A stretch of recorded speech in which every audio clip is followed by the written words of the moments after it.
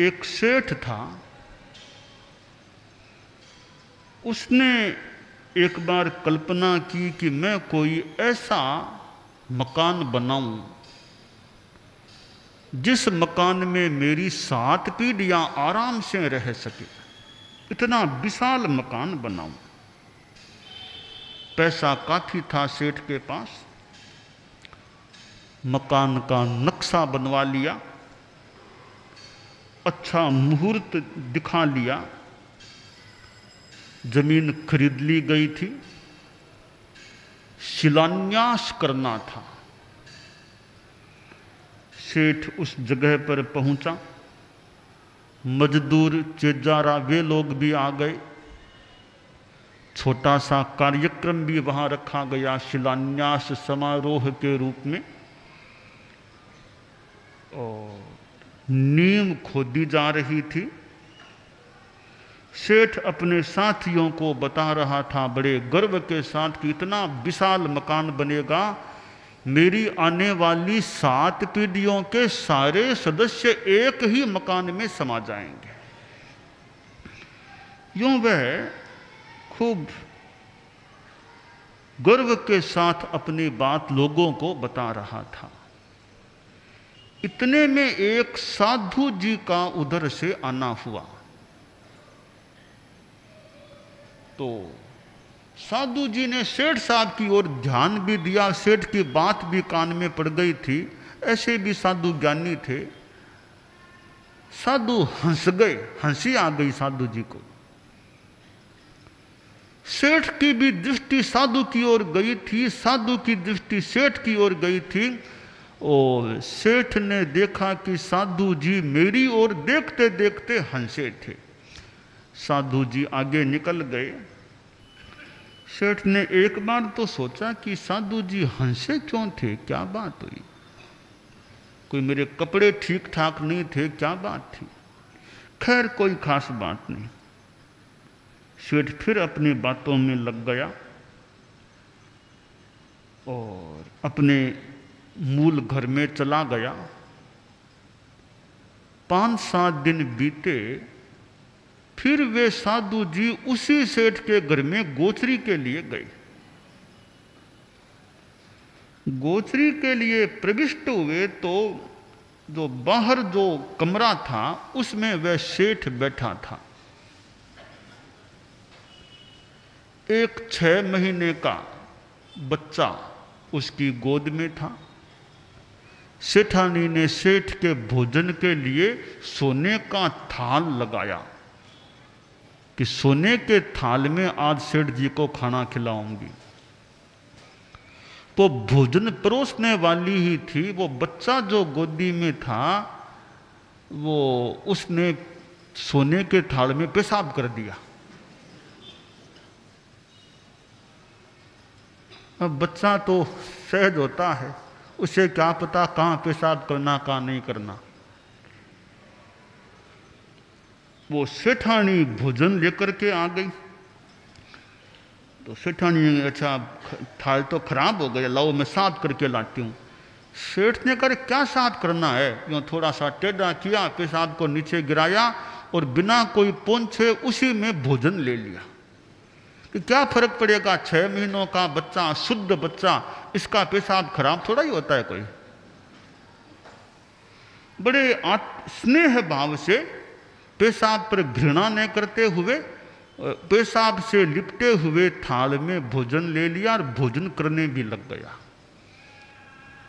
अब यह घटनाक्रम हो रहा था और वे साधु जी वो आगे बढ़ रहे थे। साधु जी ने यह देख भी लिया, जानते भी थे। तो सेठ का वो मुंह साधु की ओर गया, साधु सेठ की ओर देख रहा था। फिर साधु को हंसी आ गई। साधु तो गोचरी करके भिक्षा लेकर के वापस चला गया। सेठ ने सोचा कि पहले भी कोई वो बाबा जी आए थे और साधु जी हंसे थे, आज फिर वो हंस के गए हैं। लगता तो वे ही साधु जी हैं जो पहले शिलान्यास की जगह के पास से गुजरे थे। पहले भी हंसे, आज फिर हंस गए, बात क्या है ये। फिर भी सेठ ने ज्यादा गौर नहीं किया। 5-7 दिन बीते, वह सेठ बाजार में अपनी दुकान में बैठा था। अनाज की दुकान थी सेठ के, और सेठ बैठा था। इतने में एक बकरा, हट्टा कट्टा, बहुत ऊंचा बकरा, दौड़ता दौड़ता आया, दुकान के अंदर घुस गया। सेठ ने नौकरों से कहा, रे इसको निकालो, ये अनाज खराब कर देगा। 2 नौकर दुकान में थे, जवान थे, 25-30 बरस की उम्र के। वे दोनों उठे और लठ हाथ में लिया, बकरे को निकालने की चेष्टा की, पर बकरा भी खूंखार था, बहुत तेज खूंखार बकरा, वो भी सामने हो गया। तो नौकर भी डर गए, कहीं हमारी लगाने दे, ये नहीं निकाल सके। तो सेठ ने कहा, रे तुम जवान कहलाते हो, 25-30 बरस के हो, 2 मिलकर के भी एक बकरे को नहीं निकाल सके, धूड़ है तुम्हारी जवानी में। तो लाओ लठ मुझे दो। लठ नौकरों से सेठ ने हाथ में ले लिया और खड़ा होकर के बकरे के माथे पर 2-3 जमाई लठ से। बकरा बो बो बो बो करता बेचारा बाहर चला गया। अब सेठ ने कहा नौकरों से, देखा ना मेरे में कितनी ताकत है, जो बूकिया तान के दिखा रहा था, मेरे में कितनी ताकत है। थोड़ा प्रौढ़ तो हो गया, पर ताकत तुम जवानों से भी ज्यादा है मेरे में। मैंने असली गाय का असली घी खाया है, तुम्हें क्या पता है। यूं वो अपनी ताकत का बखान कर रहा था। सेठ यूं बोल रहा था और इत्तेफाक से वो साधु का उपाश्रय भी दुकान के सामने ही था, और साधु अपने उपाश्रय के बरामदे में यूं चहलकदमी कर रहा था। अब साधु का ध्यान भी सेठ की ओर गया, सेठ की दृष्टि साधु की ओर चली गई, दोनों की आंखें मिली, साधु को फिर हंसी आ गई।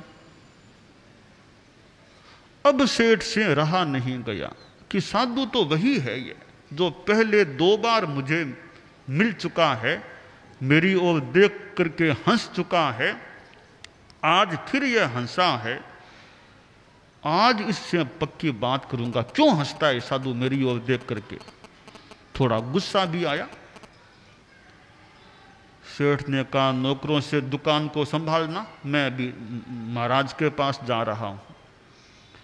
पगड़ी रखी सिर पर, सेठ ने रोड को पार किया और सामने जो उपाश्रय था संतों का, उसके अंदर गया। संत वो खड़े थे कि महाराज जी नमस्कार, महाराज नमस्कार। अच्छा सेठ साहब, आज कैसे आना हो गया। प्राय आते नहीं हो, आज कैसे आ गए हो। कि महाराज जी आज तो आया क्या, आपने बुला लिया मुझको। हमने कब याद किया। नहीं नहीं, आप नहीं बुलाया, मैं तो आज भी नहीं आता, जबरदस्ती मुझे आना पड़ा आज। बुला लिया ऐसे महाराज, आप 3 बार मेरी ओर देख करके हंस चुके हो। मैं आपसे पूछने आया हूं, आप मेरी ओर देख करके क्यों हंसते हो, क्या बात है। मैंने कौन सा गुनाह किया आपके साथ, क्यों हंसते हो आप। संत फिर हंस गए। सेठ जी बोले महाराज आपके कोई बीमारी है क्या हंसने की है, इतना क्यों हंसते हो आप। देखिए महाराज, हंसने में भी विवेक रखना चाहिए आदमी को। हंसिया नहीं होशियार, हंसियां हल्काई हुए, हंसियां दोष अपार, गुण जावे गलो बजे। यूं बिना मतलब हंसने से आदमी गला कहलाता है। एक राजस्थानी में दोहा आता है हंसने के संदर्भ में, ध्यानी तो हृदय हंसे, मुनि हंसे मुड़कज, पंडित तो नयना हंसे, हर हर हंसे निर्लज। हास्य 4 प्रकार का। एक ध्यानी आदमी होता है, घंटों घंटों ध्यान करता है, पद्मासन लगा के ध्यान में रहता है, उसका हास्य हृदय में होता है, हृदय में उसका आनंद रहता है। मुनि हंसे मुड़कज, तो मुनि लोग हैं समाज के बीच में क्षेत्रों में काम करने वाले रहने वाले, उनका हास्य मुस्कान होता है। ज्यादा जोर से उन्हें नहीं हंसना चाहिए, तो मुस्कान उनके रहती है। किसी को देख करके मुस्कुराते हैं, प्रसन्नता से बात करते हैं, तो यह उनका हास्य मुड़कज मुस्कान है। पंडित तो नयना हंसे, जो पंडित लोग हैं, ज्ञानी हैं, तत्व ज्ञान में, पढ़ने में, ग्रंथों का अध्ययन करने में रहते हैं, कहते हैं उनका हास्य आंखों में होता है। उनकी आंखें पढ़ती रहती है, आनंद पाती रहती है, तो उनका हास्य आंखों में। हर हर हंसे निर्लज, निर्लज आदमी जोर जोर से अट्टहास जैसा जोर जोर से हंसता है, यह एक निर्लज्जता का लक्षण है। तो हास्य 4 प्रकार का बताया गया। तो सेठ बोला कि महाराज साहब, आप कितनी बार हंस गए मुझे देख करके। देखिए महाराज, यूं किसी आदमी की ओर देख देख करके हंसना कोई बढ़िया बात नहीं होती है। आप तो संत पुरुष हैं, हम गृहस्थ भी सभ्यता रखते हैं, यूं हंसते नहीं हैं। तो आप संतों को तो विशेष ध्यान देना चाहिए, यूं बिना मतलब हंसना नहीं चाहिए। अगर महाराज कोई कारण से आप हंसे हैं तो मैं आपसे प्रार्थना करूंगा, आप कृपा करके मुझे कारण बताइए, आप क्यों हंसे मेरी ओर देख करके। संत ने कहा, सेठ साहब ठीक है, थोड़ा सा समय संभवतः लगेगा बात करने में, आप आराम से सेवा कीजिए, मैं आपको बात बताता हूं। हाँ महाराज बताइए। सेठ साहब, पहली बार हमारा कहाँ मिलना हुआ? महाराज वो वहाँ मेरा नया मकान बनने वाला है ना, वो शिलान्यास का समारोह था, वहाँ आपसे मेरा दूर से मिलना हुआ था, आप मेरी ओर देखे थे और हंसे थे। सेठ साहब ठीक बात है, मैं उस दिन हंसा था। आप मुझे बताइए वो आप लोगों को क्या बता रहे थे? कि महाराज मैं आपको बताऊं, बहुत बड़ा मकान बनेगा, बहुत बड़ा मकान, 7 पीढ़ियों के सारे सदस्य एक ही मकान में रह सकेंगे, इतना बड़ा मकान बनाने का मेरा प्लान है। सेठ साहब, उस मकान में आप कितने समय तक रहेंगे? कि महाराज देख लीजिए,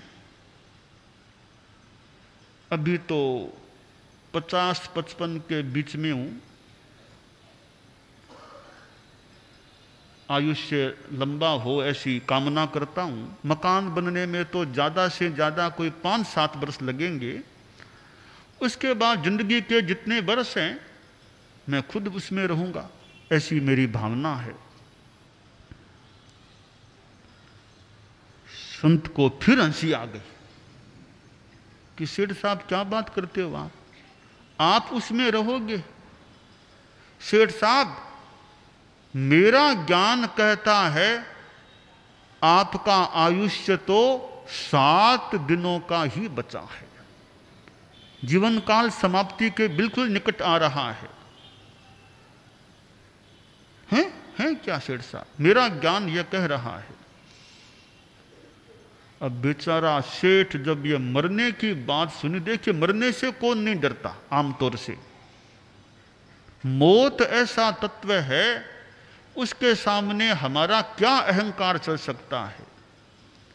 ये 60 खंड मही महीन तरसा निर्जित्य बभ्राजिरे, ये च स्वर्ग भुजो भुजोर्जित मुद में दुर्मुदा, ते पिक्रूर कृतांत वक्त्र रद निर्दल्यमाना हठा दत्त त्राणः शरणाय हा दश दिशः प्रईक्षन्त दीनाननः।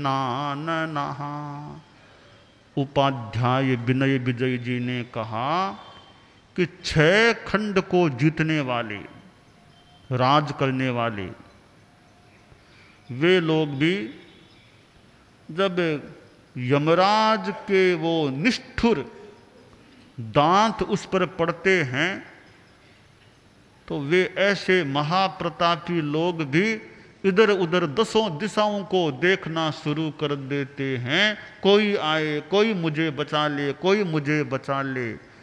पर यमराज ने पक्का ठान लिया इसको उठाना ही है, कोई उसको बचाने के लिए नहीं आ सकते या बचा नहीं सकते। वो एकदम दयनीय हो जाते हैं, आखिर वो काल के द्वारा उठा लिए जाते हैं। यानी आयुष्य पूरा होता है तब फिर कौन बचा सकता है। तो मौत के सामने हमारा क्या अहंकार चलेगा। सेठ को जब यह पता चला कि आयुष्य तो 7 ही दिनों का है, बेचारा बिल्कुल सहम गया। फिर भी बात को आगे बढ़ाया कि महाराज यह तो आपका हंसना ठीक ही था कि जिसका आयुष्य इतना थोड़ा है वो आदमी यह सोचे कि मकान बना लूंगा और मैं भी रहूंगा, ये सारी बेकार किसी बातें होती है। आपका हंसना ठीक था। महाराज दूसरी बार आप जब हमारे घर में भिक्षा के लिए आए थे और मैं तो बाहर वाले कमरे में था, आप अंदर गए थे, जरूर आपको मेरे परिवार के लोगों ने भिक्षा दी ही होगी। हमारे परिवार में ऐसे साधु संतों के प्रति सम्मान की भावना भी रहती है। तो मैं तो नहीं गया, पर हमारे घर में अन्य लोगों ने भिक्षा दी होगी। पर आप मेरी ओर देख करके हंसे क्यों थे उस समय। साधु जी ने कहा वो सेठ साहब वो बच्चा सा वो कौन था आपकी गोद में। कि मेरा बच्चा था, मेरा ही बच्चा था वो तो महाराज मैं जानता हूं आपने देखा होगा कि उसने पेशाब कर दिया था थाल में। मैंने पेशाब से लिपटे थाल में खाना ले लिया, खाना शुरू कर दिया। आपने यह देख करके आप हंसे होंगे। सेठ साहब ये तो ठीक है, मुझे तो आप यह बताइए वो कौन था। कि वो तो मेरा बच्चा था। सेठ साहब कुछ समय पहले वो कौन था। कि महाराज इसका तो मुझे क्या पता, आप लोग ज्ञानी संत भले जाने, मुझे तो क्या पता। सेठ साहब यह बताइए कुछ समय पहले आपने एक आदमी की हत्या कराई थी क्या, एक सुपारी देकर के। हाँ महाराज आप अच्छा इस बात को भी जान गए, बिल्कुल गुप्त बात थी। महाराज कराई तो थी। क्यों। महाराज वो आदमी खराब था। मुझे आशंका यह हो गई कि इस आदमी का सेठानी के प्रति दुर्भाव है। यदा कदा वो आ जाता था टाइम बे टाइम, तब मुझे लगा गलत आदमी है, इसलिए मैंने उसको मरवा दिया था। महाराज वो तो एक तरह से मेरा शत्रु था, मैंने उसको मरा दिया। तो सेठ साहब वो आदमी जरूर उसका आपकी सेठानी के प्रति अनुराग था, वो आपने मरवाया, वो मर करके आपकी सेठानी के पेट में आ गया, वही आपका बच्चा बन गया। मैंने जब यह देखा अरे कुछ समय पहले जिसको शत्रु मान के मराया था आज उसी से कितना प्यार करते हैं कि उसके पेशाब से लिपटे थाल में खाना भी ले रहे हैं। यह स्थिति मैंने देखी विचित्र कि पहले तो क्या भाव था आज क्या भाव है, तब मुझे हंसी आ गई। अच्छा महाराज वो आदमी मेरे घर में आ गया कि हाँ वो आपका बच्चा बन गया है। महाराज बहुत गलत काम हुआ यह तो, वो आदमी मेरे घर में जन्म गया है। महाराज ये तो बात हंसी की थी, आप ठीक ही हंसे हैं। तो महाराज तीसरी बार थोड़ी देर पहले आप जब मैं दुकान में था तब आप मेरी ओर देखे थे और हंसे थे। आप क्यों हंसे थे। सेठ साहब वो क्या था जानवर। मैं जानवर क्या, वो बकरा था। वो बकरा कौन था। बकरा तो बकरा था और क्या बकरा था वो तो, और क्या था कि पहले क्या था। हाँ पहले का मुझे क्या पता, मैं इतना ज्ञानी थोड़ा ही हूं। सेठ साहब आपके पिताजी का नाम? मेरे पिताश्री का नाम था सेठ साहब लक्ष्मीधर जी। उनका देहावसान महाराज कुछ वर्षों पहले हुआ था। देखिए सेठ साहब, आपके पिताजी मरकर के बकरे की योनि में आ गए, क्योंकि उन्होंने छल कपट बहुत किया था, झूठ बहुत बोलते थे। झूठ देखिए हमारे यहां बताया गया है शास्त्र में, ग्रंथ में, शास्त्र में, कि जो आदमी झूठ ज्यादा बोलता है, कपट करता है, वो आदमी मरकर के तिर्यंच की योनि में पैदा हो सकता है, वो पशु की योनि में पैदा हो सकता है, जो झूठ कपट ज्यादा करने वाला होता है, कूट तोल कूट माप ऐसे काम जो करता है।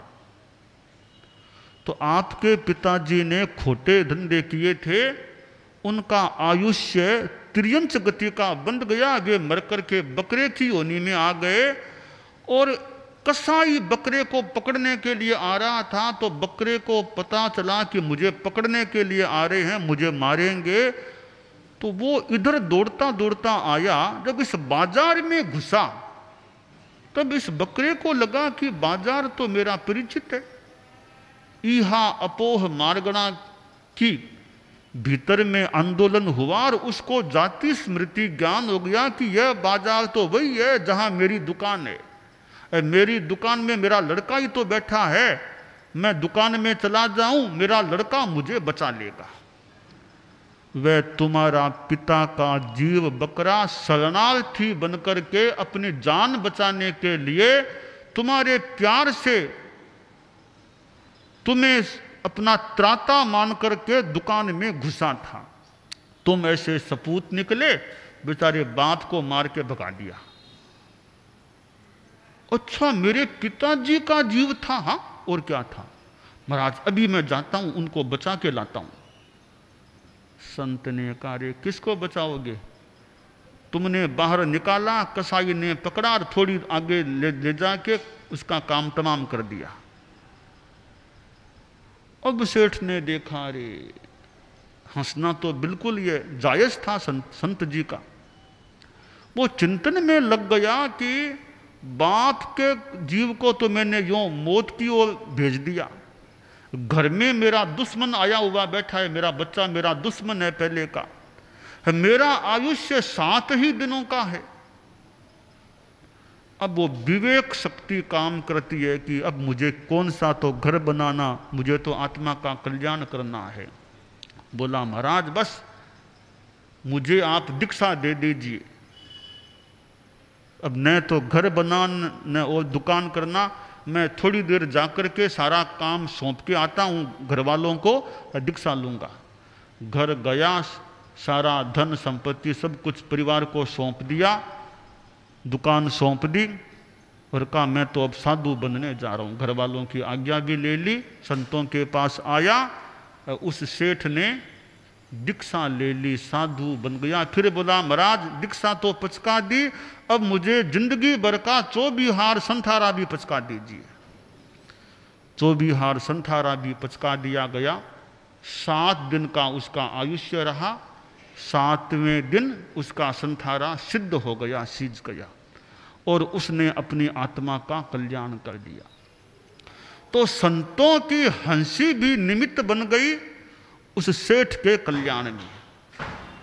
तो विवेक चेतना आदमी की जाग जाती है, फिर आदमी अच्छे पथ पर चलता है तो वह अपना कल्याण कर सकता है। तो हमें विवेक से, कार्य में विवेक रखने का प्रयास करना चाहिए।